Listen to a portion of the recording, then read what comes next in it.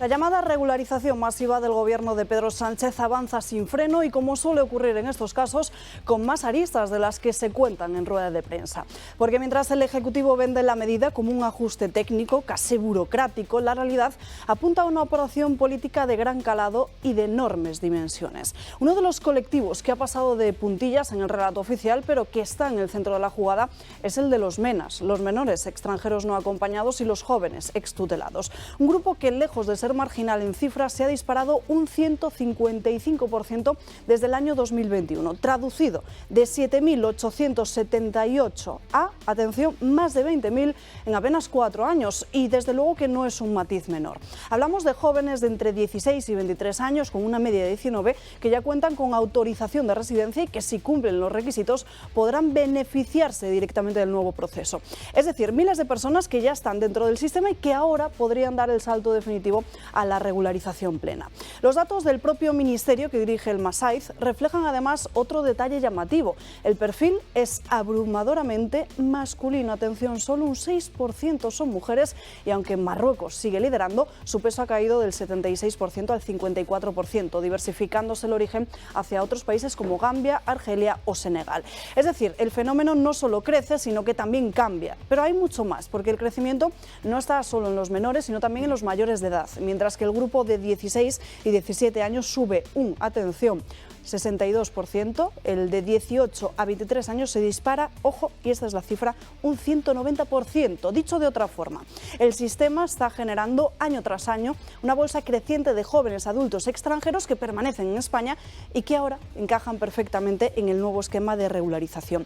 Y aquí es donde llega el giro político, porque esa medida que Moncloa intenta vestir de una necesidad administrativa tiene una ambición mucho mayor: convertirse en la mayor regularización de la historia de España, superar incluso la de Zapatero en 2005, ese hito que la izquierda sigue reivindicando 2 décadas después.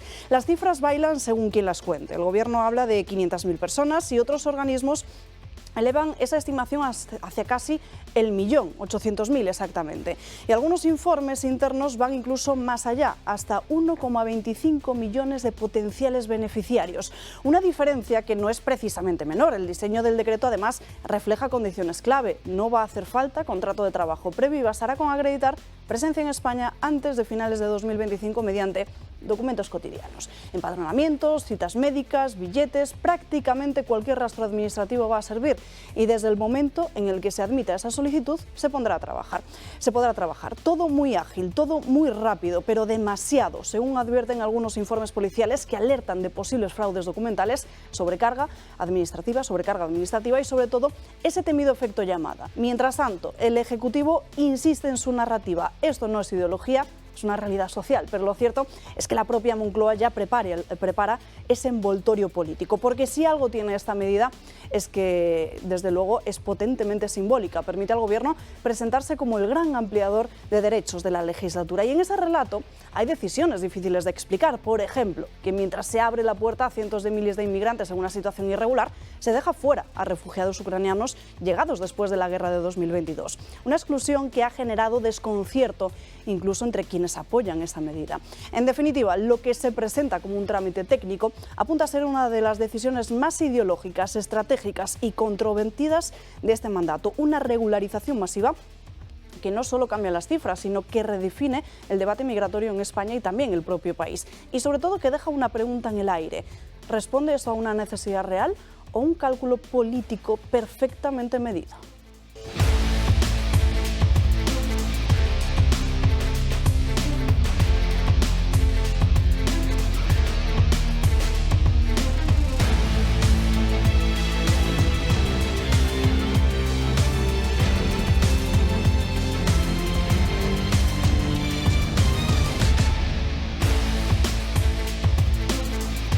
Muy buenos días, terminamos la semana aquí en Dando Caña, en este viernes, día 10 de abril, en el que celebramos en el santoral del día de hoy San Ezequiel. Muchísimos asuntos de los que hablar a lo largo de la mañana de hoy. No solo hablaremos de esta regularización masiva de inmigrantes en nuestro país y de todas las consecuencias que va a tener no solo en el debate político, sino en la realidad de los ciudadanos, unos ciudadanos que en muchos de nuestros barrios expresan precisamente ese hartazgo ante la realidad que están sufriendo. Hablaremos, por supuesto, de la cuestión de Adomuz, de la corrupción, que aunque hoy no tengamos jornada en el Tribunal Supremo, repasaremos lo que ha dado de sí en estas primeras 4 jornadas con todas las testificales, desde Jessica Rodríguez, Claudia Montes o incluso en estas últimas jornadas todo lo que se ha publicado en los diferentes medios de comunicación acerca de las mentiras que escuchamos ante el Supremo, que es algo que cobra importancia porque ya saben todos ustedes que muchas de las personas llamadas a declarar en calidad de testigos, al hacerlo precisamente por eso, porque son testigos, están obligados a decir la verdad, algo que ha quedado manifiesto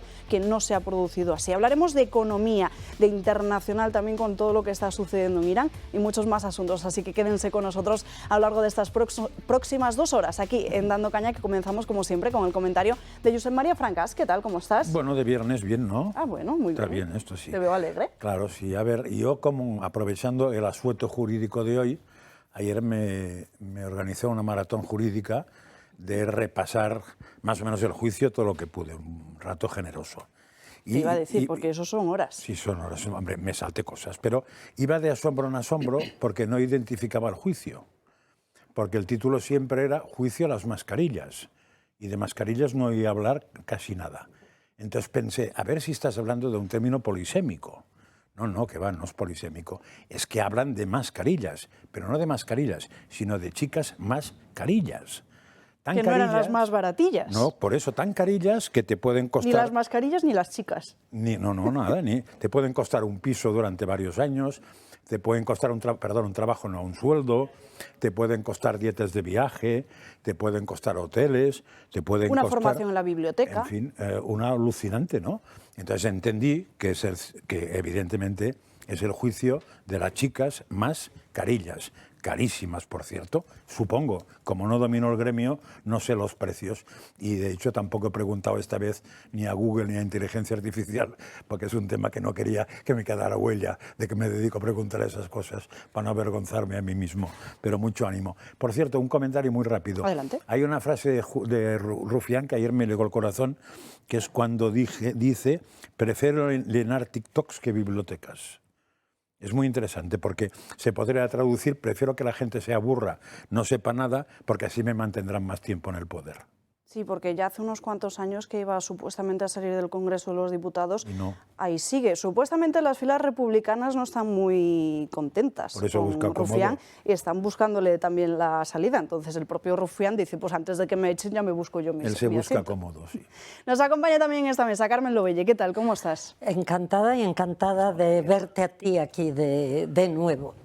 Bueno, Gracias. él hablaba de mascarillas, efectivamente se habla de todo porque todo va relacionado con las mascarillas y con mujeres que tienen mucha cara, más que mascarillas. La verdad es que está clarísimo que un ministro ha tenido cobrando del erario público a las que eran, bueno, pues sus amigas, amantes, como quiera llamársele. Pero la verdad, el que sigue o los que seguimos ese juicio en el Supremo es un auténtico folletín. Pero a mí lo que me parece importantísimo es que lo de Ábalos era tan evidente que no es posible que el señor presidente del gobierno se escape de rositas, como hace siempre, salga a hacerse un TikTok a la Gran Vía, también pagando con dinero de todos los españoles, y aquí paz y después gloria. Imposible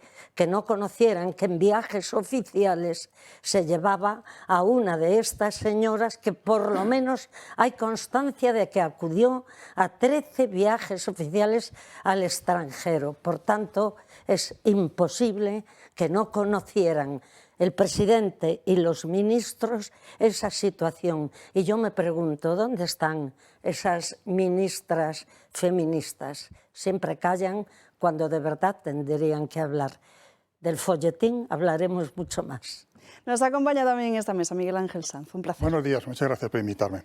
Vamos a ver, estamos ante una madeja.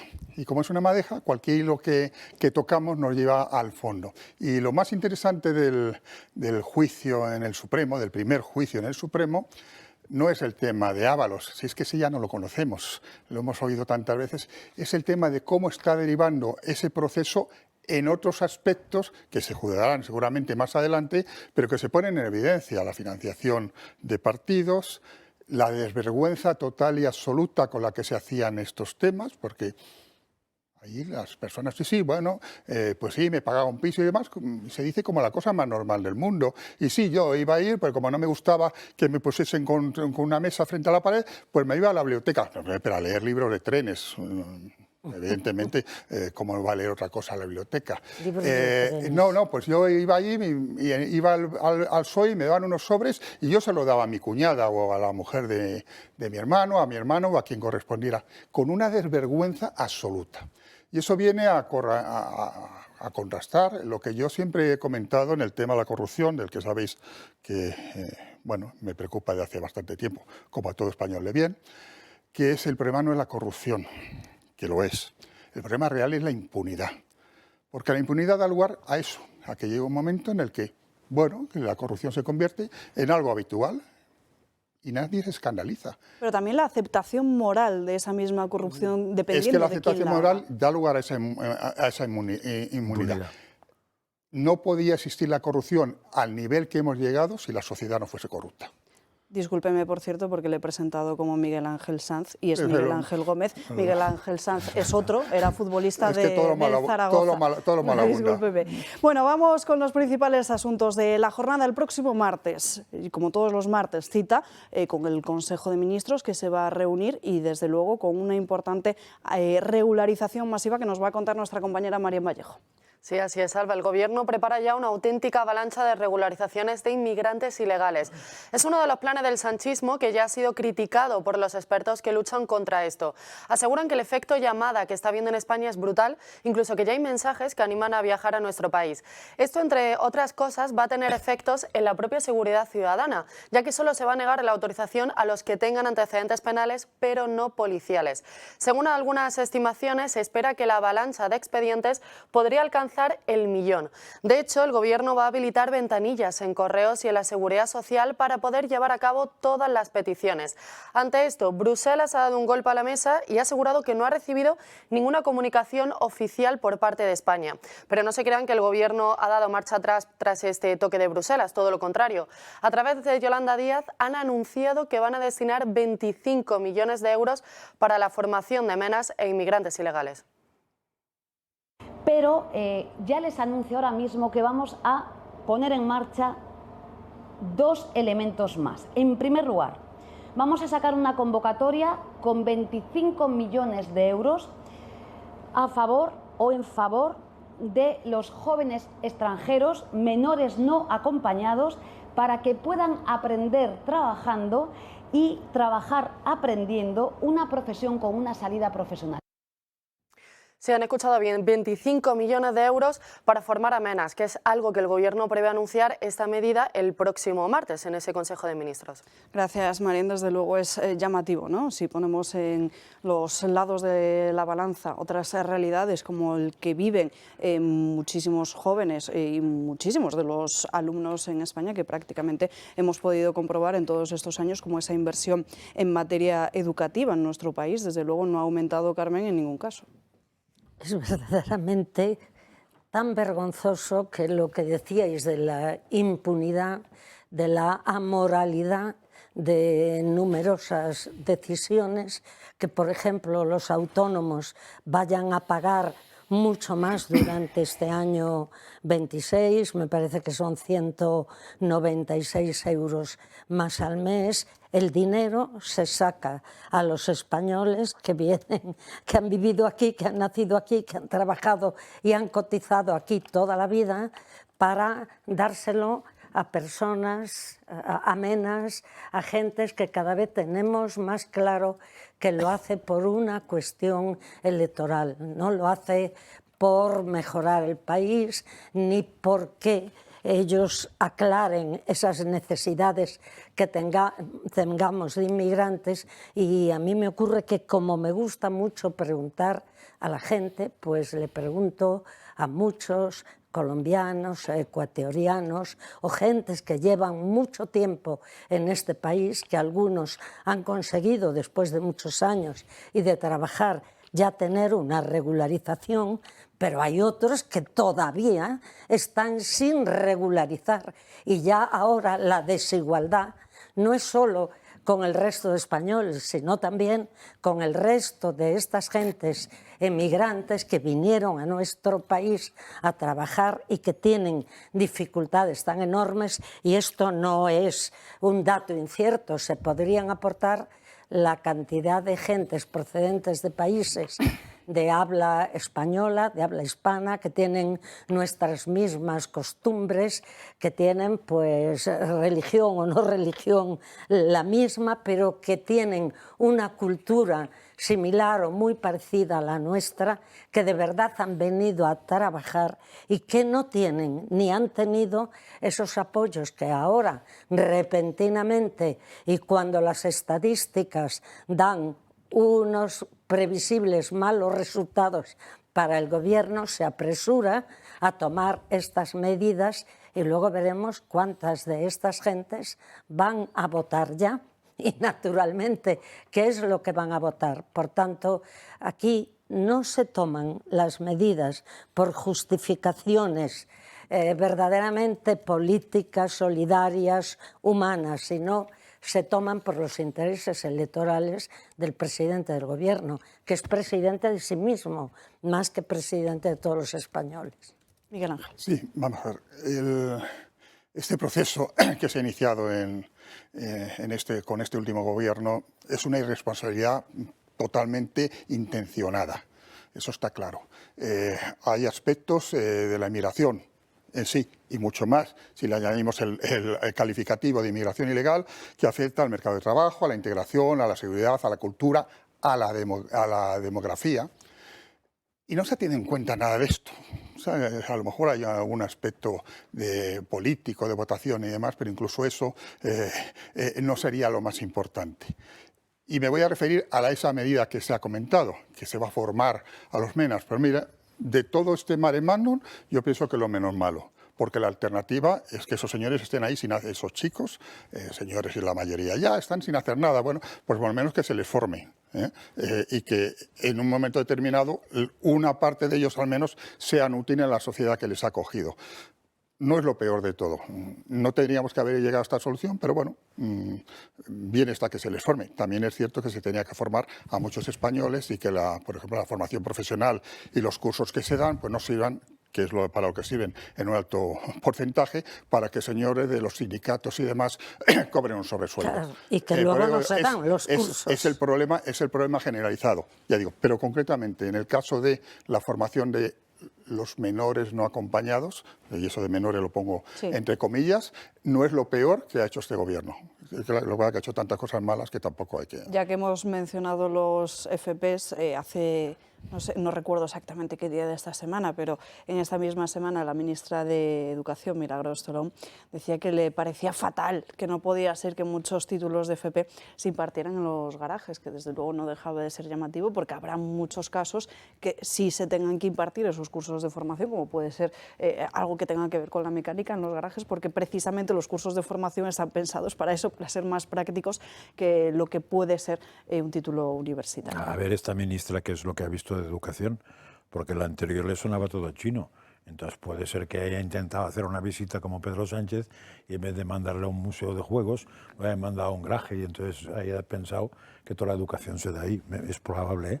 A ver, yo voy a hablar de la regularización. Eso no solamente es vergonzoso, sino que, como decía Carmen, es injusto incluso para todos aquellos inmigrantes que han entrado de manera legal y que, por cierto, cuesta un puñado de tiempo y esfuerzo entrar de manera legal, cosa que de manera ilegal no cuesta casi nada, y al mismo tiempo creo que es traicionero, porque que sepa yo, el gobierno está puesto y votado por los españoles para pensar, preocuparse y ayudar a los españoles, no a los senegaleses, saharianos, pingüinos, no, esto no.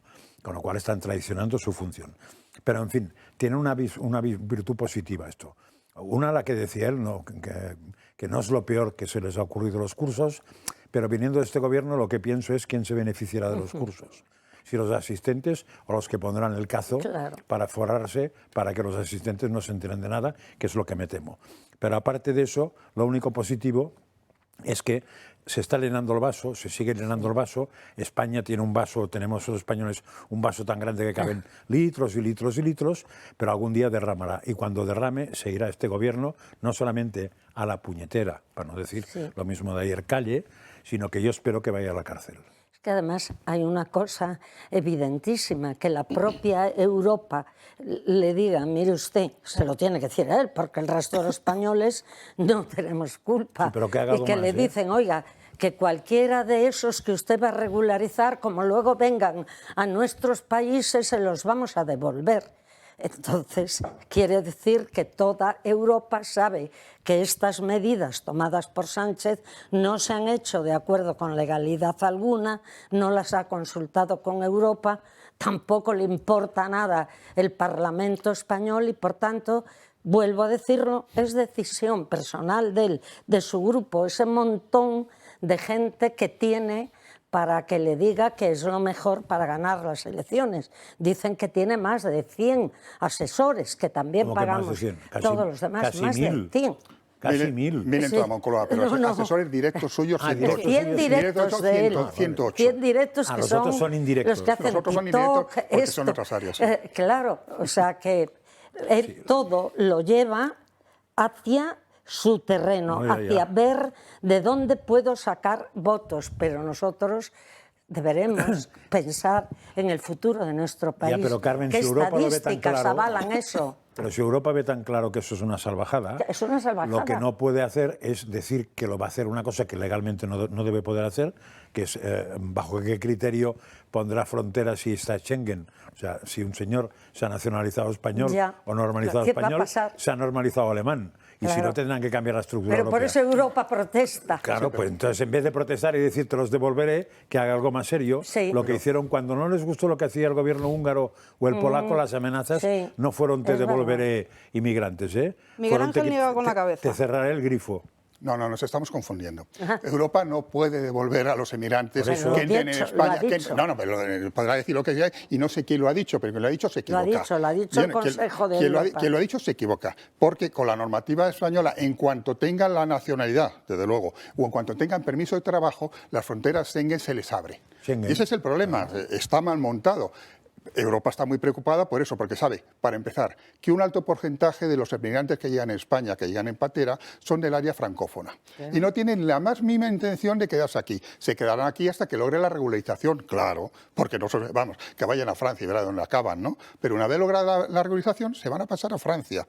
Muchos de los inmigrantes que llegan de otros países se van a ir a Alemania, a Benelux, etcétera, etcétera. Se van a quedar aquí, evidentemente, un alto porcentaje, pero un gran porcentaje se van a Europa y por eso están desesperados. Lo de habla hispana se quedarán aquí o en Portugal. Es evidente. Se produce una redistribución en Europa de personas, entre paréntesis, y ninguna persona es indeseable, pero sí indeseadas. Indeseadas en el sentido de que van a dar problemas de todo tipo, los que yo he comentado antes. Pero tal como está regulado el tema europeo, porque no pensaban en esa situación, Europa se los come con patatas. Sí, por eso digo. Pero Europa sí, abre la puerta. Europa y muchos países de Europa, voy a utilizar el símil y el ejemplo que tú has dicho, el vaso tiene un límite y el vaso también tiene un límite no solo para nosotros, sino para Europa, y una Europa que fue absolutamente permisiva. Merkel dijo que entren todos, y ahora están sufriendo los resultados. Ellos mismos en cada país están tomando decisiones, la misma que tomó Meloni de mandarlos a campos fuera del país y que criticaron, y ahora lo hacen. Pero lo hacen con los ilegales. Claro, por eso es más grave lo de España. España les legalizará. No, claro. O sea, a sus ilegales España se los va. Entonces, yo lo que no entiendo es que la única reacción que tengan los europeos sea decir, os los devolveremos, cosa que no puede hacer, sino que tenían que tener alguna más. Y tienen posibilidades de hacer cositas, ¿eh? Sí. Porque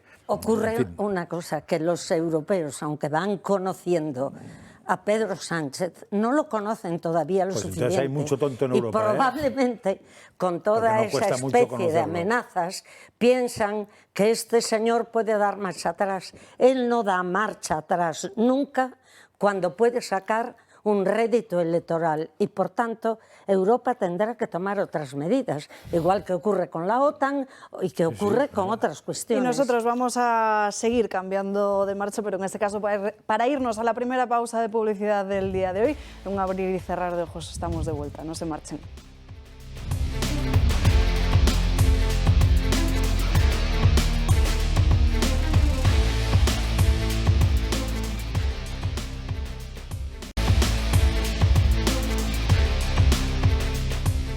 Ya estamos de vuelta en Dando Caña, nos acercamos a las 12:30 del mediodía, a las 11:30 en Canarias. Vamos a seguir hablando de los principales asuntos del día y también de esta semana que han marcado desde luego el debate nacional, pero antes, espacio para el Club de Amigos.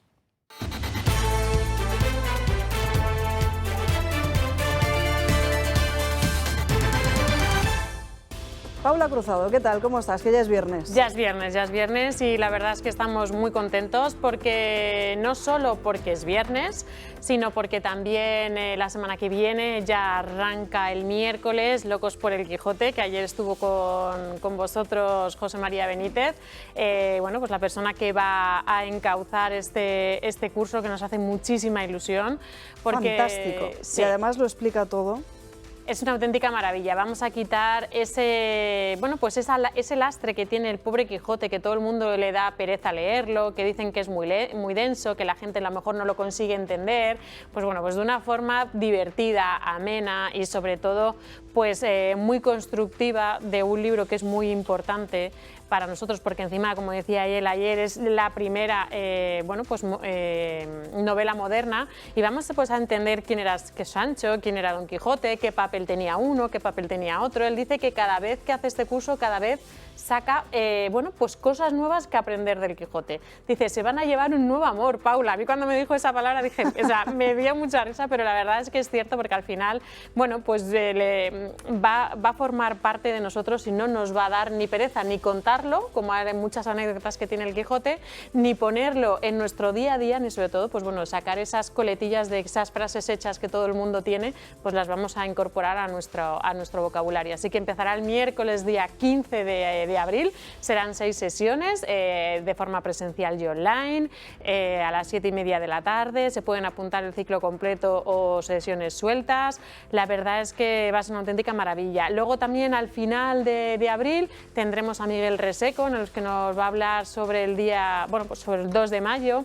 Hicimos hace ya tiempo una visita, pero en esta ocasión pues bueno, lo queremos traer también al Club de Amigos en forma de conferencia, para que la gente, pues bueno, nos hemos dado cuenta que es una necesidad casi hacer las cosas en la sala club y en el formato online, porque nos sigue muchísima gente de fuera. Y sobre todo ya es viernes, está ya lo que es la declaración de la renta. Estamos viendo cómo, bueno, pues cada vez nos hacen más complicados hacer la declaración o, bueno, pues al final reclamar lo que es nuestro. Y yo siempre les digo a las personas que se hacen socias o que llaman para pedir información que tanto las donaciones como las cuotas son desgravables. Hasta los primeros 250 euros se pueden desgravar el 80% de ello, que se hace una cuota real de unos 50 euros al año, que es que al final no, dice a mucha gente, pues eso no supone mucho para nosotros, pero para nosotros sí, es algo muy importante. Así que desde aquí animo a todo el mundo a que nos llame, a que se haga socio del Club de Amigos o a que haga una donación puntual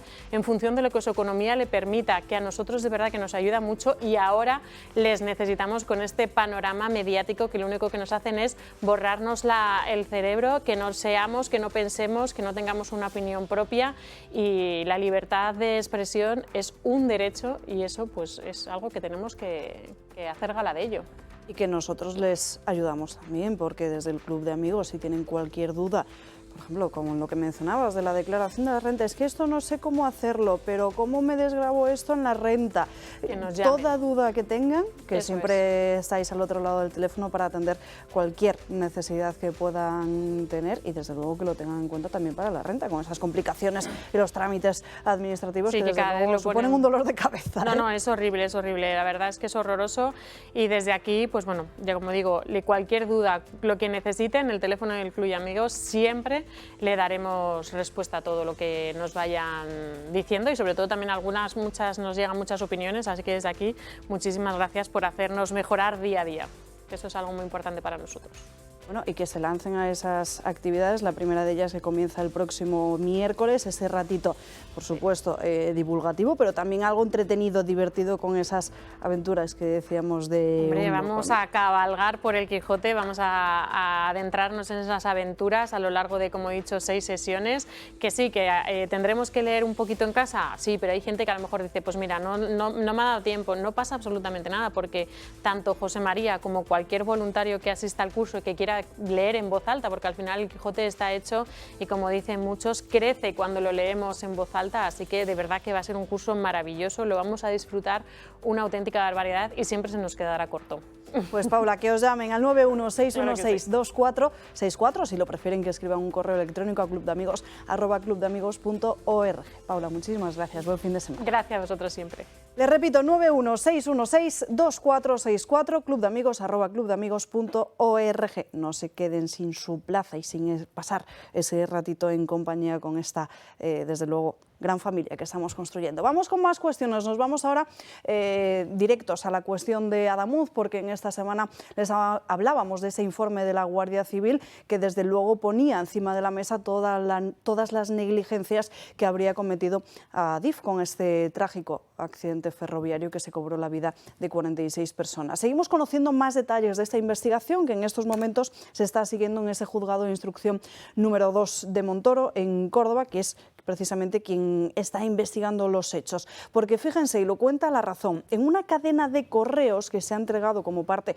de las pruebas precisamente en el juzgado, se muestra cómo antes de cambiar el raíl incluso se llegó a poner de manifiesto que había que sacar de manera urgente ese tramo. El administrador de infraestructuras ferroviarias, Adif, cambió un tramo de vía de 36 metros en Adamuz después del accidente porque la empresa fabricante le dijo que no podía asegurar la trazabilidad, es decir, la procedencia, ni tampoco podía asegurar la calidad de los materiales. En el día de ayer, después de conocer ese informe de la Guardia Civil, como era evidente, esta cuestión centraba el debate político y, por supuesto, éramos muchos los que exigíamos directamente la dimisión del responsable de transportes, que es de quien depende Adif, en este caso de Óscar Puente. Otros incluso, como el propio Josep María Francas, que tengo aquí a mi izquierda, decían no solo pido su dimisión, sino que pido que se siente en un banquillo. Sin embargo, para otros, por supuesto, dentro del área sanchista, dentro del sanchismo, trasladaban inmediatamente su apoyo a Puente. Mire, ha habido más accidentes ferroviarios en este país, pero nunca ha habido un ministro que haya dado tantas explicaciones y que haya comparecido tantas veces y que esté tan en el detalle. Por lo tanto, yo, por supuesto, todo el apoyo al ministro Puente. Lamentable, Francas. Hombre, sobre todo, a ver, Oscarcito, hablar de que ha dado explicaciones concretas más, que no haya dicho tan rápidamente tantas mentiras, querrás decir. Porque si explicar es poner la imaginación en vez de los hechos, pues nada, eso, mira, el Quijote lo resuelve muy bien y en muchas páginas. Y además mucho mejor escrito que lo que va a hacer tu colega de Valladolid. Lo que es evidente que aquí estamos hablando de negligencias y no es el único caso. Está el apagón, está la dana, está todo. Son negligencias con resultado de muerte. Eso es horrible. Y el resultado de muerte cambia un poco la cosa, porque ya no es que tengas una responsabilidad política y una responsabilidad civil, sino que te entra una cosa que se llama responsabilidad penal. Y claro, una muerte es mucho. 40 y pico son 40 veces mucho. 100 y pico que nosotros son más. Bueno, etcétera, etcétera, etcétera. Pues ellos sabrán, pero eso si no acaba en un juicio como mínimo, pues es que este país es, vamos, me vuelvo a los visigodos, que seguramente sería más justo. Ahora, desde luego, ha vuelto al debate político por ese informe de la Guardia Civil, porque son nada más y nada menos que 5 negligencias de Adif, 5 negligencias graves que han originado un accidente que provocó muertes, como tú dices, no una, sino 40 y tantas. ¿Cuál ha sido desde el primer momento la actitud del ministro? Ese ministro que en lugar de preocuparse de un ministerio que realmente es fundamental para los servicios públicos de los españoles, que es un ministerio complicado, que nadie tiene que ser técnico en ferrocarriles, en puentes, en carreteras, en todo aquello que afecta a transportes, pero sí tiene que saber rodearse de los técnicos adecuados y apropiados. Pero es que además, como esto coincide con el momento en que se está celebrando un juicio que, como dijo antes Francas, más que de mascarillas se habla de otras cosas, lo que sí está claro es que en Renfe entraba cualquiera que fuera amigo del ministro o que fuera apoyado por ellos, que han tenido gente cobrando sin trabajar, que ahí quienes mandaban, hombre, que el señor Koldo fuera consejero de Renfe, pues naturalmente, o que la señora Pardo fuera la manda más de Adif, el resultado lo vemos y es un resultado gravísimo.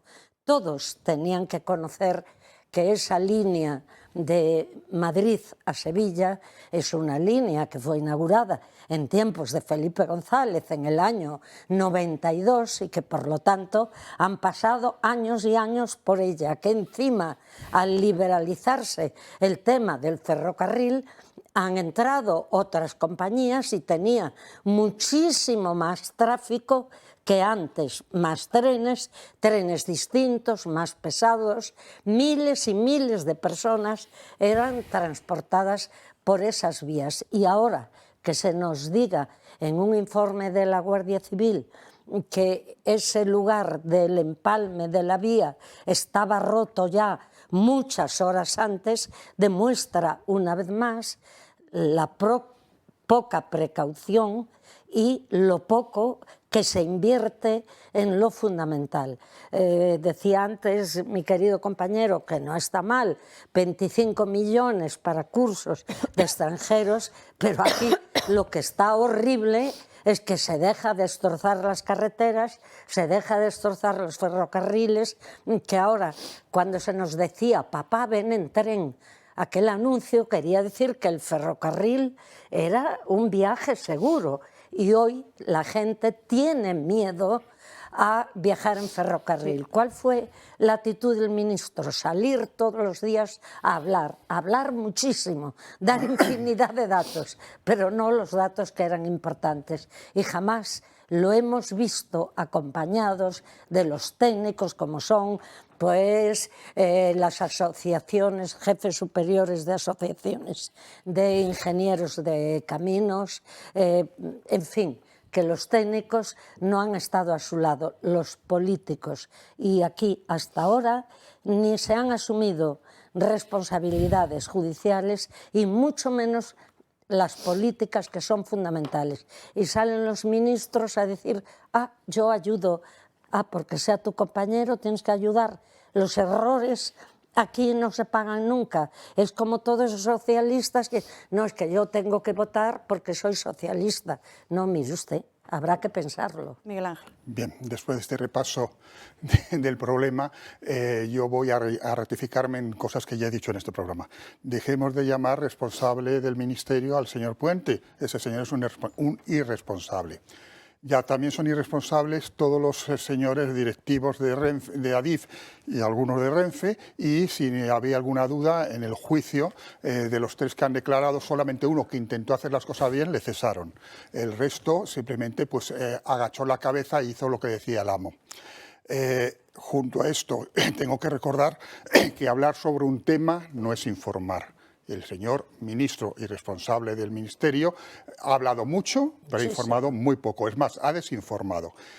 Y incluso lo que decía iba dirigido a salvar no sé qué, porque iba a decir el honor, estas señoras no se les puede plantar el honor, a salvar su responsabilidad, y en muy poquito tiempo se ha dado cuenta de que ahí había algunas actuaciones delictivas. Porque cuando tú tienes un contrato y se lo das a alguien que no es el que debía de obtenerlo, eso tiene una responsabilidad administrativa y penal si de ahí se derivan problemas. Y evidentemente cuando incluso tú adjudicas un contrato y no se cumple lo que pone el contrato y tú lo permites, tienes una negligencia culpable, en este caso con consecuencia de muerte. Y eso es un delito de homicidio.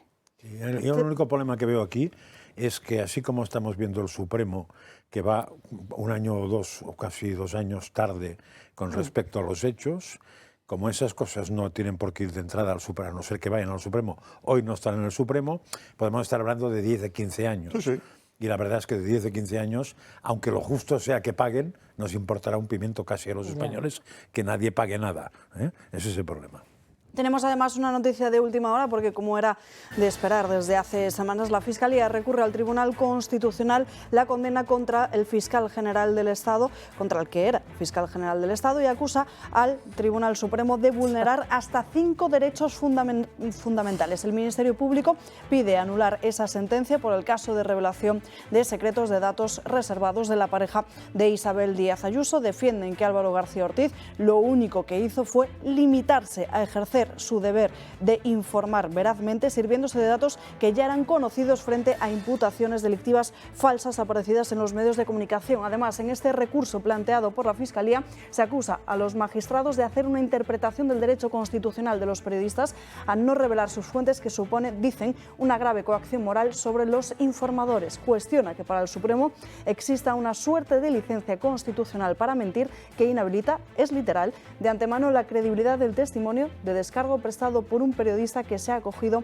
a dicho secreto. En este escrito también se argumenta que la condena se basó en una prueba indiciaria débil, excesivamente abierta y con explicaciones alternativas mucho más razonables que la culpabilidad. Es noticia de última hora. La Fiscalía, que recurre al Tribunal Constitucional esa condena contra el que fuera fiscal general del Estado. Eso es muy grave, ¿eh? No, es que quiero decir, porque yo en su momento, y no fui el único, porque lo dijo mucha gente, se veía que en España íbamos a tener varios problemas de choque institucional grave. El choque del Supremo y el Constitucional. Claro, ese era uno, el otro era el Congreso con el Senado, que ya se empezaba a producir. Pero el Constitucional con el Supremo es un choque evidente. Entonces ahí puede ser que el Supremo, no sé si se va a arrugar o qué, porque yo creo que la mejor defensa que tiene es el ataque. Y, por ejemplo, una cosa que podría hacer el Supremo ya, no sé de qué manera jurídica, porque no lo soy, pero está claro que el Supremo ha condenado a Álvaro García Ortiz a desaparecer de la carrera fiscal. Sí. Y el tal Álvaro García Ortiz no solamente no ha desaparecido, sino que está ocupando un cargo. Eso lo ha tenido que decidir la fiscal general del Estado, a que esperan para meter en una querella a la fiscal general del Estado por saltarse una decisión del Supremo. O sea, ya que hay batalla, vayamos a la batalla, porque como se arruguen, van bien dados, ¿no?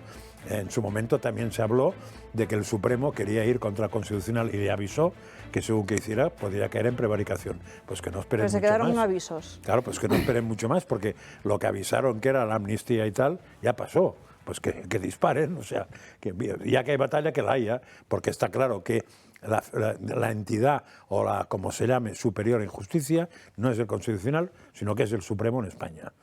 Desde luego que el Tribunal Constitucional, en la mentalidad de los creadores de la Constitución y, por tanto, en la mentalidad luego de todos los españoles que aprobamos masivamente esa Constitución, no estaba para corregir las sentencias del Tribunal Supremo. Es que está cayendo en algo que no corresponde al Tribunal Constitucional y que en algún caso se le ha permitido, y la cuestión con esta gente siempre va a más. Pero el Tribunal de Justicia Supremo en este país es el Tribunal Supremo. El Constitucional está para otras cuestiones, para averiguar, para deducir, para juzgar aquellos casos en que se vulnera la Constitución y los derechos, pero aquí se inventan los derechos y son los propios fiscales. Abre la puerta a todo. Claro. Porque con que tú creas que te han vulnerado los derechos... Es que hemos llegado a una situación que se critica, lo que tú dijiste antes de Europa, es verdad, se critica a Hungría, que se vulneran ciertos derechos, pero ¿qué está pasando en España? ¿Cómo se puede permitir un tribunal constitucional creado o que está ad hoc para Sánchez? Porque tiene una mayoría política, no es una mayoría de juristas, una mayoría de gente que esté para defender la legalidad, para vigilar que este país se cumpla con los derechos democráticos y con la ley. No, no, es una mayoría que está para ayudar lo que quiera el presidente Sánchez. Y el presidente Sánchez quiere a ese fiscal, que es el que él ha colocado, y quieran o no, cometió un delito, porque nadie como fiscal puede, desde luego, transmitir hechos, expedientes que tiene conocimiento por su cargo, y que lo del novio de Ayuso, que no digo que esté bien, es una cuestión en la que están muchos españoles y que hay muchos litigios con Hacienda, y que si esto se permite podrán sacar a la luz los datos de todos, porque resulta que este señor es muy bueno. Y borrar pruebas, porque se borró pruebas y no le pasó nada.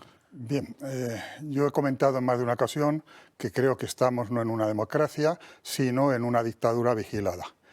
Y es más, yo es que ni tan siquiera pienso que nunca ha habido una democracia real en España, ha habido una partitocracia. Los partidos se repartieron el poder y nombraban al Tribunal Constitucional, nombraban al Consejo General del Poder Judicial, nombraban al Tribunal de Cuentas. ¿Por qué? Porque de alguna manera, si tienes eso controlado, si hago algo ya me cubriré, y luego se lavan las manos unos a otros. Ese es un problema que tenemos de la Constitución, que por cierto yo fui de los que voté en contra de ella. Así que no todos los españoles encima nos sentimos un 90%. Por eso no nos sentimos tan a gusto, un 90% de los que votaron, pero no nos sentimos tan a gusto con la Constitución. Pero yo no se me ocurrió nunca incumplir la Constitución. Está aprobada, la aprobaron los españoles y hay que cumplirla del rey al último español. Y esos señores la están incumpliendo constantemente. Se han cargado absolutamente todo lo que son los principios constitucionales. A ver, tenemos el tema del presupuesto muy cercano, ¿no? Bien, pues lo que vamos a tener ahí es efectivamente un conflicto, Tribunal Supremo, Tribunal Constitucional, Tribunal Supremo, Fiscalía General. Y yo, que no conozco, no lo sé, yo no soy jurista, pero más de una vez me he hecho una pregunta. Vamos a ver, si tenemos que juzgar al presidente del gobierno o a un diputado, hay que pedir el suplicatorio al Congreso. ¿Y qué hay que hacer para así que juzgar e incluso querer condenar a un miembro del Tribunal Constitucional? Me gustaría saber el procedimiento, porque a lo mejor tenemos que... Seguro que está aforado, porque están aforados todos los jueces. No, aforado está, pero... habrá que pedir a alguien... Claro, los aforados del Congreso sabemos que hay que pedir al Congreso, ¿no? Me parece que... Yo que no lo sé, ¿eh? Solo me parece que es el Pleno del Constitucional, sí, me imagino que será, por mayoría absoluta. Me imagino que sea algo así. Por mayoría absoluta de los nombrados, no de los presentes ahí. Solo pueden ser juzgados por responsabilidad penal ante la Sala Penal del Tribunal Supremo. Sí, pero ya digo... Pero para serlo... Pero para dar eso tiene que haber un paso previo. Sí. Pues yo pienso que debían empezar a pensar cuál es ese paso previo, porque tarde o temprano estas personas pueden acabar en un tribunal. Sí, pero tiene que tener claro la ciudadanía y todos que el Tribunal Constitucional no está para juzgar cuestiones pues delictivas, penales. Los ERE. Que claro, que el más alto tribunal de justicia de este país es el Tribunal Supremo, y resulta que el Tribunal Constitucional lo está poniendo a los pies de los caballos, porque si producen una sentencia contra alguien que sea del grupo de alrededor nombrado por el señor presidente, bueno, es que él ya lo dijo en su día, fíjate, que el fiscal ¿de quién era? ¿Quién manda en el fiscal? Que la sartén, ¿de quién depende? La sartén no la tiene el Constitucional.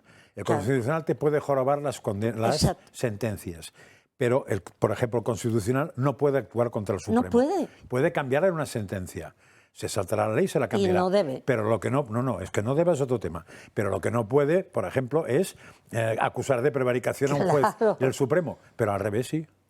O sea, el que tiene armas para hacer eso es el Supremo. Porque si el Supremo actúa, tiene capacidad de actuación. El otro no. El otro tendría que empezar a ver cómo puñeta anula una cosa que ha hecho, pero ya se mete más en el follón. Y una cosa muy rápida para abundar lo que has dicho antes, es evidente, o sea que en España no hay democracia desde el principio, hay partitocracia, es evidente. Sí. En su momento lo explicaron porque como no había partidos, había que darles fuerza. Sí. Se han pasado de fuerza. Es más, probablemente ni siquiera sea partitocracia, sino que sería secretario general cracia. Porque en España mandan 2 tíos solo, el que ocupa Génova y el que ocupa Ferraz. Por propia Constitución manda sobre el Ejecutivo y el Legislativo, con lo cual ya los 3 poderes, 2 ya están juntados de origen y solo queda el judicial. Sí, pero y eso lo arreglan con el Consejo General, cargándose lo que ponía en la propia Constitución, que decía una cosa y han hecho otra, con lo cual es perfecto. Pero son 2, ni siquiera partidos, 2 tíos. Y de aquí nos vamos a ir a la siguiente pausa de publicidad, pero es que ya ha salido Hungría aquí en la mesa y ya saben que este domingo se celebran elecciones, unos comicios en los que parece que el resultado va a estar muy ajustado, o eso es lo que dicen las encuestas. Yo se lo cuento, ustedes le dan la credibilidad que quieran y ya el domingo sabremos qué es lo que pasa y qué es lo que deciden finalmente los húngaros. Desde las 9:30 de la noche, atención, en exclusiva desde los canales de YouTube y de Twitter, es decir, desde nuestras plataformas digitales, podrán seguir el minuto a minuto de lo que sucede en estas elecciones húngaras. Este domingo, Hungría se convierte en el epicentro de la política internacional. Unas elecciones legislativas seguidas con máxima atención. Vive una cobertura única, en directo y al minuto, en exclusiva, desde YouTube y Twitter. No te pierdas nada de esta noche decisiva. Este domingo desde las 9:30 en las redes sociales del Toro Televisión.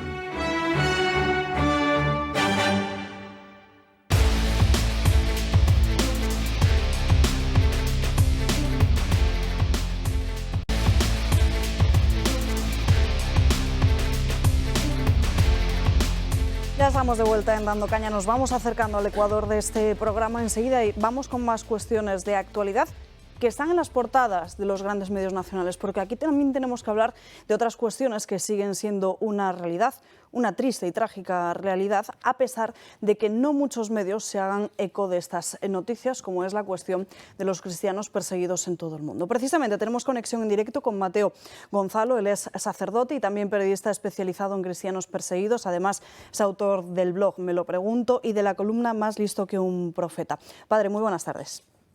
Hola, muy buenos días, o buenas tardes, ¿no? Buenas tardes ya. Bueno, como decimos, los cristianos son el grupo más perseguido en todo el mundo y a mucha gente les sorprende escuchar que también están siendo perseguidos aquí en España, pero usted creo que comparte con nosotros que esto es una realidad en el día a día. Claro, sí, la verdad es que los elementos de presión y de persecución se pueden analizar a muchos niveles, desde la persecución más institucional, donde hay países donde directamente no hay libertad religiosa, a persecución realmente violenta. Está creciendo en muchos sitios el destrozo de propiedades, que tiene sus elementos, lógicamente, de persecución y de atemorización de la comunidad cristiana, pero también es verdad que llevamos unos años en los que en determinadas zonas, que al ser las que menos aparecen en los grandes titulares, el África subsahariana, algunas regiones de Asia, pues pasan mucho más desapercibidas, porque ahí sí que está habiendo mucho secuestro, mucha extorsión y también asesinato, claro. Si no me equivoco, corríjame usted si no es así, Corea del Norte es el peor, ¿no? Claro, es verdad que en Corea del Norte no muere un cristiano, porque es imposible que muera, porque lo que está perseguido es incluso tener una Biblia. Hay asociaciones que desde la frontera, desde el mar de Corea del Sur, pues envían a través de globos pues versículos de la Biblia y eso, y la gente en las granjas, simplemente que hubiese caído en su terreno un globo, eso pues es motivo de detención y todo lo demás que ocurre en un país tan hermético en ese sentido como Corea del Norte. En Corea del Norte hay una catedral vacía, como ese hotel, ¿no? Que salen tantas imágenes de Corea del Norte, y en efecto está totalmente prohibido no solo la entrada de misioneros o incluso de tener relaciones diplomáticas, no digamos con el Vaticano, ni con otros países que sean sensibles a la libertad religiosa, porque desde luego desde la ideología de allí pues es impensable. Ellos han seguido un poco en las directrices chinas, donde la realidad de los cristianos es también muy compleja y muy complicada, llevándola totalmente al extremo. Es verdad que en Corea del Norte tampoco es específico de los cristianos, sino también de las demás religiones. Pero esa imposición de lo que viene a ser el secularismo ateo en la sociedad, pues lo vemos en Asia, como bien menciona, pero también incluso aquí, en nuestro suelo, en nuestra propia Europa, donde incluso dentro de las felicitaciones de Navidad, es que para muchos puede parecer una tontería, pero desde luego que es algo muy importante, no se felicita en la Navidad, sino que incluso se felicitan las fiestas. Sí, bueno, o sea, no sé, el primer paso dentro de la persecución, la persecución más blanda, por así decirlo, es el borrado de la plaza pública, el negar el mismo hecho religioso en sí, ya no solo, bueno, o reducirlo a una vivencia íntima, personal, de los muros de casa para adentro. Claro, pues esa es la tendencia que nosotros podemos encontrar pues también en eso, en lugares como Europa y también, bueno, en otros países donde sí, la ley tolera la diversidad religiosa, pero ahora de la verdad esa tolerancia, como encontramos en muchos países, sobre todo de mayoría musulmana, pues bueno, es una tolerancia pues para los diplomáticos, para los extranjeros que viven allí en el país, casi podemos decir para quien se lo pueda permitir, y no para su población.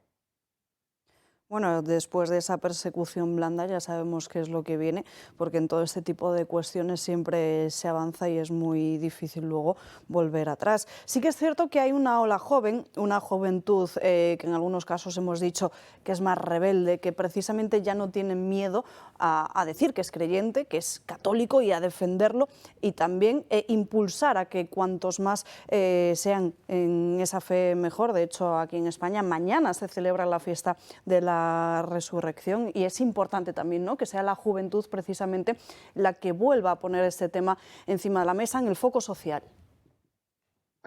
Sí, y también que nos ayude un poco a mirar, porque los cristianos que están perseguidos ya digo, en países asiáticos o africanos, no lo están porque escondan su identidad, ¿no? Sino más bien un poco todo lo contrario, porque como minoría, pues están ahí también resistiendo, en su caso sobreviviendo en muchos aspectos, y entonces es verdad que nuestra solidaridad, nuestra sintonía con ellos, pues también nos puede ayudar un poco a fortalecer también el propio testimonio aquí.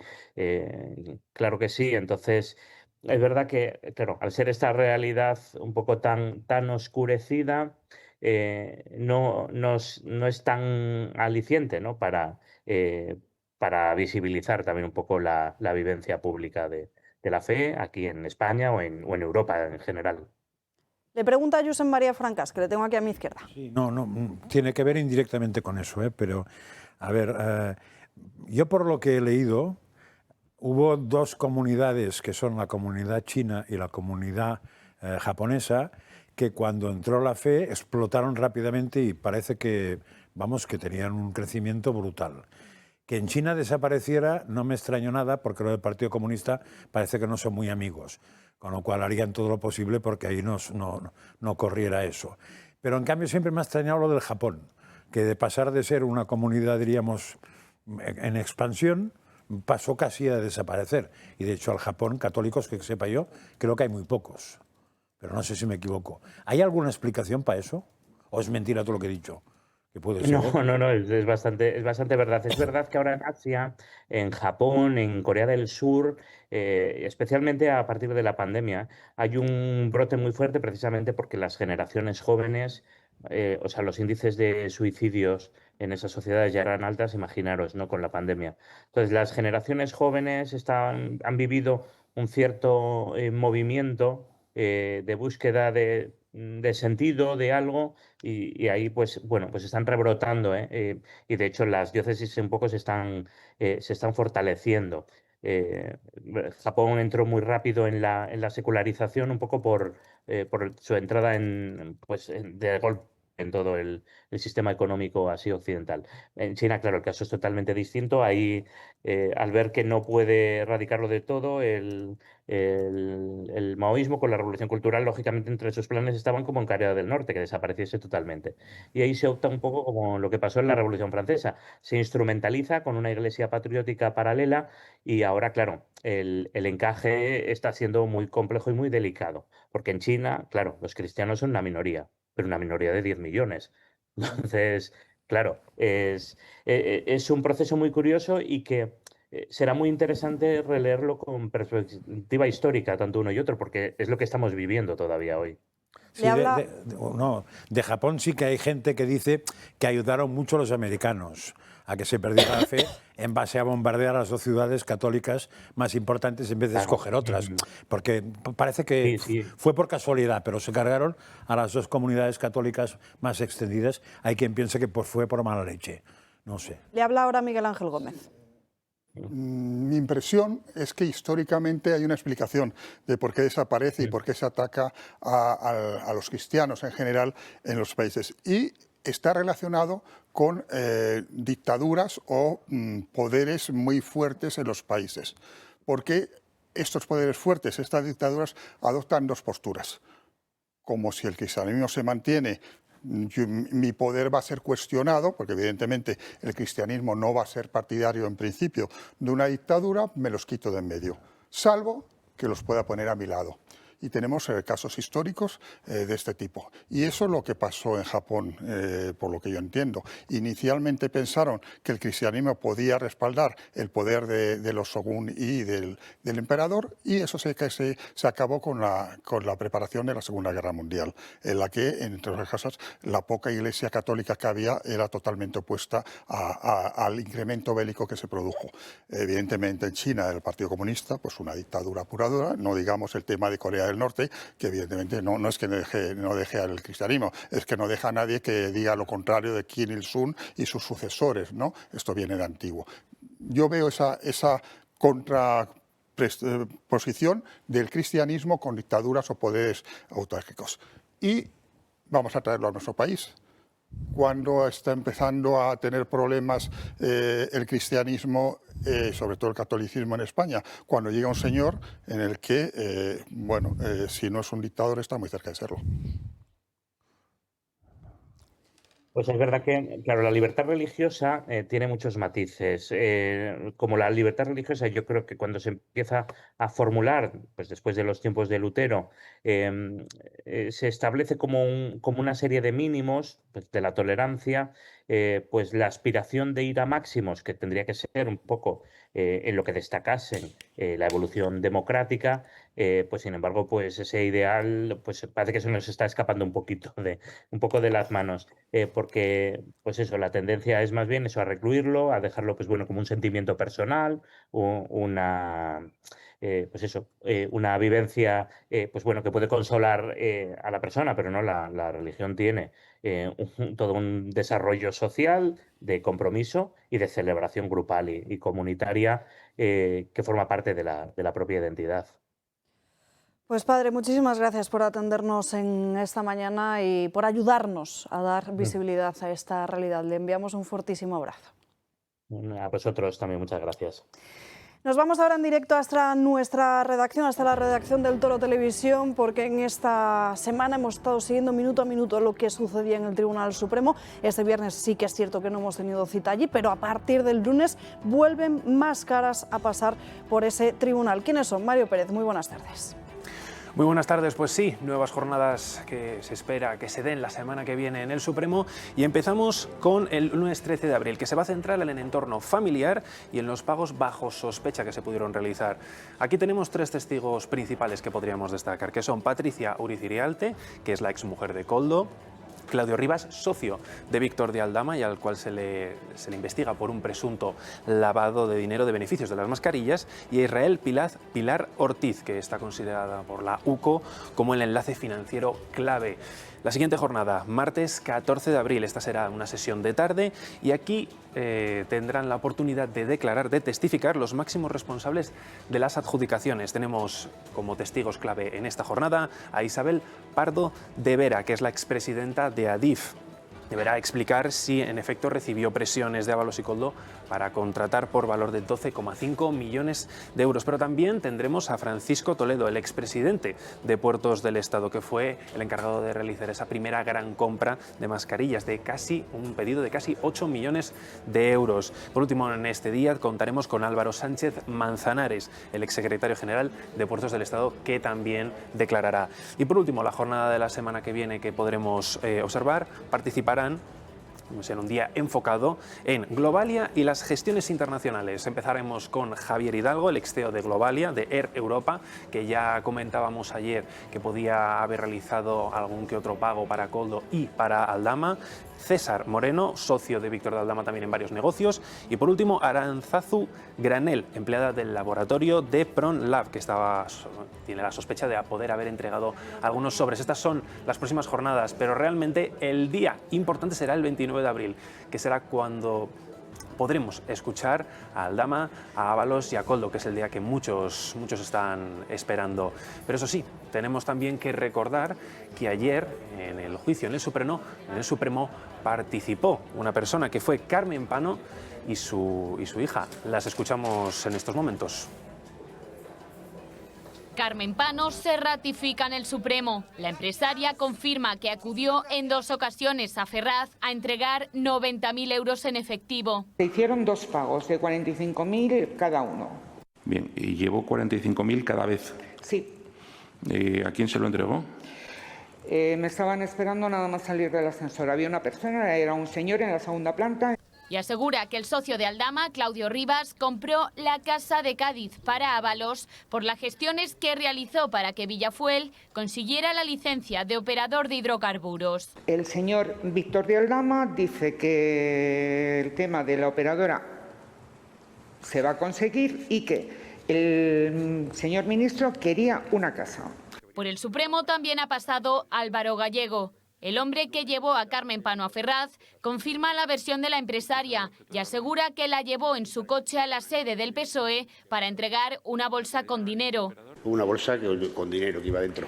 ¿Usted sabe que había dinero dentro de esa bolsa? A ver, era una bolsa transparente blanca metida dentro de otra bolsa más grande y se veía que había dinero porque la bolsa marrón está abierta. Entonces la otra se transparenta y había tacos de billetes. Pero Gallego no solo llevó a Pano a Ferraz, también la trasladó en una ocasión al Ministerio de Industria junto a Claudio Rivas y 2 ingenieros, con el objetivo de que Villafuel lograra la licencia para operar en el sector de los hidrocarburos. Al Ministerio de Industria. Sí. ¿Recuerda usted? Sí, bueno, a las cercanías. A las cercanías. ¿Quién iba en el coche? Pues iba Carmen Pano, Claudio Rivas y 2 ingenieros que venían de Córdoba. ¿Usted sabe el objeto de la reunión? Sí, para que les dieran una licencia de operador. También ha sido reveladora la declaración de la hija de Carmen Pano. Leonor González ha asegurado que el dueño de Air Europa, Pepe Hidalgo, entregó en su casa una comisión de $500.000 de euros a Víctor de Aldama y a Koldo García, en gratitud por las gestiones que el Ministerio de Transportes estaba haciendo para rescatar Air Europa. Y usted manifestó que Víctor le había contado a usted que en casa del señor Hidalgo se habían entregado 500.000 euros a Aldama y a Koldo. ¿Fueron los dos? Los dos, ¿Usted correcto. ratifica esto? Lo ratifico. Una declaración reveladora, ya que ese $500.000 no formaba parte del caso. Bueno, cuentan hoy los medios, en concreto el Confidencial, cómo la defensa de José Luis Ábalos estaría planteando ya desligarse al completo de Koldo García, que era una estrategia procesal que habrían acordado ambos dos en prisión, y parece que ahora pretende distanciarse de Coldo, del que fuera su asesor, para así poder endosarle los pagos en Ferraz y también en República Dominicana. Sí que es muy importante la semana que viene la declaración de Isabel Pardo de Vera, la que fuera presidente de Adif, de este gestor ferroviario, porque esta semana también hemos escuchado a un alto cargo de Adif confirmando que José Luis Ábalos se quejó a Isabel Pardo de Vera por molestar a Jessica Rodríguez, que la veíamos precisamente sentada en el Supremo este mismo lunes. Además, Ignacio Zaldívar era el responsable de todos los proyectos en los que estaba Jessica, por lo que confirmaría efectivamente pues toda la trama, y es importante ver qué es lo que tiene que decir Pardo de Vera acerca de esto. Sí, a ver, yo cuando leo en la prensa que parece que se va a distanciar tal de tal, parece que tal va a hacer, están pensando tal, recuerdo aquella frase de que si mi abuela tuviera ruedas sería una bicicleta, ¿sabes? O sea que ya veremos qué va a pasar, pero eso de que parece que ahora cuando se separen y hablar, a no ser que la información de tal y exacto de que Pepito, que es el abogado, ha dicho tal, entonces sí, pero entonces ya no pondría parece, pondría otra cosa. Dos, me parece muy interesante ayer para ver quién es empático y quién no deja de ser un bandarra, lo que pasó ayer por la mañana, a primera hora en el juicio, que apareció Víctor de Aldama y trajo postrecitos para todos los periodistas. Eso te indica cómo es una persona en general. O que es muy listo, o que es un comerciante, o que es muy sagaz, o que es así de empático. Las dos cosas me parecen bien, o sea por un motivo, sea por el otro, porque hay gente que ni en la necesidad es capaz de considerar que los demás son personas. Creo que es un movimiento inteligente, ¿no? Inteligente seguro, pero puede ser que natural. El resto no es ni inteligente ni natural porque no lo ha hecho nadie más. Pues nada, es un comentario que quería hacer. Y lo otro, pues ya veremos. O sea, es que la tal Pardo de Vera probablemente es la figura más dudosa que hay ahí. Porque así como el resto de figuras tienen que ver con la derecha y la izquierda, es decir, toda la derecha pone a parir a una serie de tíos y toda la izquierda justifica una serie de tíos y tal, Pardo de Vera, hay gente de derechas que la pone a caldo y a parir, gente de izquierdas, ¿por qué? Primero, porque la nombró el PP, empecemos por ahí. Segundo, porque parece que tenía una trayectoria profesional bastante aceptable. Intachable, sí. Intachable ya no lo diría tanto, sí, puesto que ya empieza a haber tachas, ¿no? Entonces, claro, no se sabe, salen muchos fregados, en fregados que puede haber intercambio económico, en fregados que pueden haber intercambio... Esa es la pregunta, ¿qué ganaba ella? Bueno, a ver, yo creo que una cosa que ganaba es que no la echaran.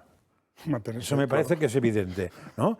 Entonces, si eso fue suficiente motivo para que, a pesar de tener un currículum tan bueno y una capacidad profesional tan elevada y una hermana tan cara dura como es la periodista, eso no tocaba ahora decirlo, ¿no? Pues a pesar de eso, pues igual tienes miedo o te gusta estar moviéndote en ciertos círculos. Pero claro, lo de haber intercedido, eso es por miedo, porque si no la presidenta dice, oiga, a mí que me cuenta de... ¿no? Entonces ya veremos, porque es una figura, me gustaría ver exactamente qué pasa con esa figura. Los cargos cambian a las personas y hay personas que por el poder se prestan a cualquier cosa. Naturalmente, como gallega, yo conocí a Pardo, incluso a su familia, que formó parte del primer Parlamento gallego, y muchas veces la fama se aumenta por una serie de cuestiones o porque saben moverse muy bien a los hilos del poder, pero méritos para desarrollar ese papel no los tenía ni para el PP ni para el Partido Socialista.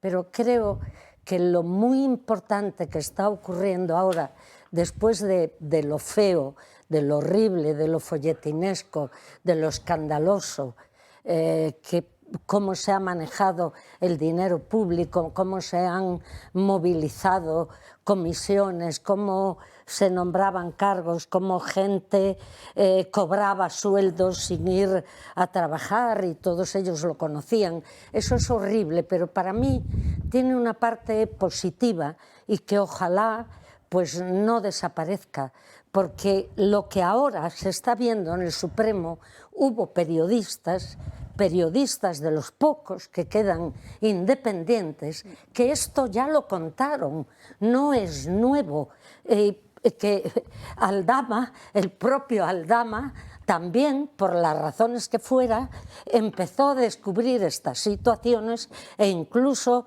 lanzó las fotografías que tenía con Sánchez en un acto que era propio de las gentes importantes del Partido Socialista. Y Sánchez negó que no lo conocía, como hace siempre. Y Carmen Pano es una señora que siempre hay que buscar los motivos por qué se producen determinados hechos. Y en el caso de esta señora, ¿cuál es la razón para que ella denuncie, que sabe que se está involucrando, pero denuncia claramente? Lo denunció ante periodistas, fue a reafirmarlo ante notario y ahora lo reafirma en el Supremo, que entregó dinero metálico, con lo cual es evidente que lo que está diciendo es la verdad. Probablemente porque lo hace.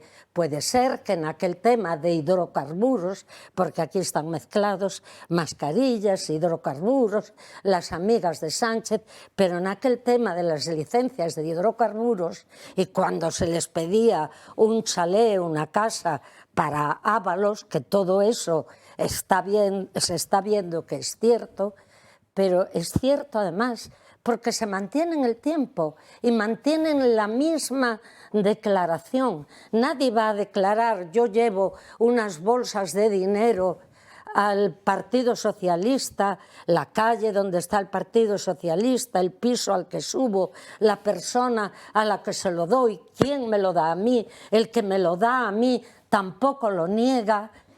Y aquí estamos viendo que esa prensa ha demostrado que tenían razón, que cuanto contaron era cierto, y también, de momento, los tribunales están investigando. Por tanto, por lo que hay que luchar de verdad es porque el presidente y todos sus adláteres, que viven fantásticamente bien a costa del erario público, no se carguen lo que nos queda de defensa de la democracia, que es el periodismo independiente, como se está haciendo aquí. A mí nadie me dice lo que tengo que decir, me puedo equivocar, pero es mi opinión que procuro contrastar con los hechos que conozco. Pero aquí se dicen cosas que en otros sitios no se decían. También hay que pensar que lo de Carmen Pano hubo periodistas que lo sacaron y ahora lo está reafirmando en el Supremo. Y resulta... Y otros muchos pusieron a parir a los que lo sacaron, claro, diciendo que uff. Periodistas, además, sí, periodistas, los propios periodistas, con lo cual... Compañeros de Voz claro, Populi y del Confidencial, que fueron los primeros precisamente en sacar los primeros contratos, las primeras adjudicaciones de lo que ha venido a ser toda este macro caso, por decirlo así. Y el PP que metió la pata. Con lo cual se demuestra eso, que hay periodistas que están comprados por el poder. En el 2020 salió la primera noticia 2020 y estamos el PP salió corriendo para poner una querella, organizaron un sábado por la mañana un show, cuando no había ni nombre, porque primero se saca que un empresario / empresaria ha llevado, no sale ni el nombre.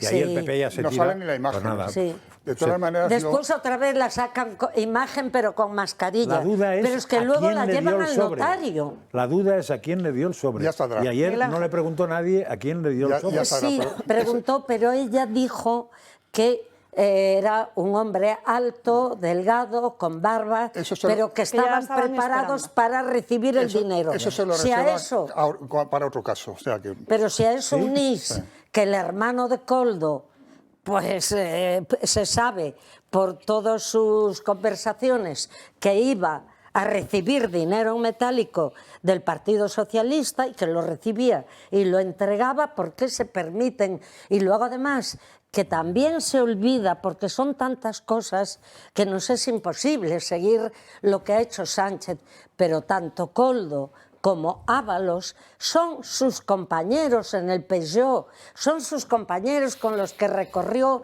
España para llegar a donde llegó. Y tú no conoces a tus compañeros, los negará como negó a Aldama, aunque tenían una foto abrazada, y luego dice, no, él se fotografía en la calle, pero es que eso no era en la calle, era en una reunión del Partido Socialista y en una habitación especial. Hombre, es importante señalar que en este caso, lo que se refiere a los pagos en efectivo, el Partido Socialista sigue argumentando que todos esos pagos se realizaban pues, para cubrir las dietas y los gastos que habían tenido José Luis Ábalos y su equipo, que todo salía de las cuentas oficiales de Ferraz, pero sin embargo seguimos sin ver esas cuentas, seguimos esperándolas. Supongo que estarán intentando encajar, o eso sospechan algunos, arreglarlas para que todo cuadre, porque estamos hablando de un montante total que desde luego no es moco de pavo, Miguel Ángel. Pero ese es otro pleito.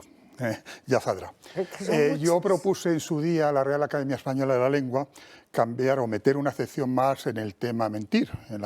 Y decía, bueno, pues cambiar de opinión cuando me interesa para conseguir un puesto, ¿no? Me dieron las gracias porque es automático, pero creo que no la han incluido en el diccionario.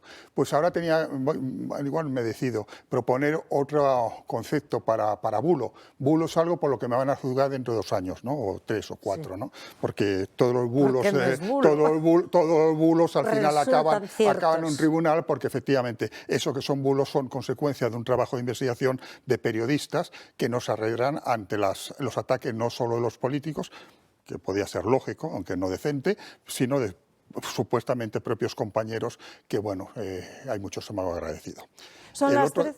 Perdón, pensaba que había terminado. El otro día, en una reunión, salió el tema de que el PSOE se había personado o pedía personarse en este pleito. Y un compañero mío, militar, por cierto, dijo, pues si está ya, si lo único que se habla es del gobierno, ¿no? Bueno, estamos en una situación bastante triste. 13:25, nos vamos a ir a una breve pausa de publicidad, pero antes un breve repaso de más cuestiones de en página de corrupción, porque en El Español se recoge hoy cómo Víctor Ábalos también engañó al Supremo porque dijo que hablaba de café con la cuestión esta de las cafeteras, pero lo que queda acreditado en las pruebas documentales que tiene en su poder el tribunal es que precisamente esas cafeteras eran móviles seguros. Esto es precisamente en línea de lo que ya se publicaba de Joseba García, que también quedó acreditado que mentía con ese sobre que dijo que no sabía lo que contenía, ese sobre contenía dinero, pero sin embargo le mandaba precisamente una foto del dinero a través de WhatsApp. Si lo del café y las chistorras fuese cierto, se había muerto ya de colesterol, o sea que no lo creamos. Por cierto, que a Sánchez no le vamos a ver en estos días, parece que tampoco se va a lucir mucho por las redes sociales, TikTok, que ahora tanto le gusta. El debate cuenta precisamente cómo se ha pasado esta semana recluido entre las paredes palaciegas de Moncloa y que no va a hablar hasta el próximo martes y lo va a hacer desde Pekín. Del viaje a China hablaremos, pero en unos minutos.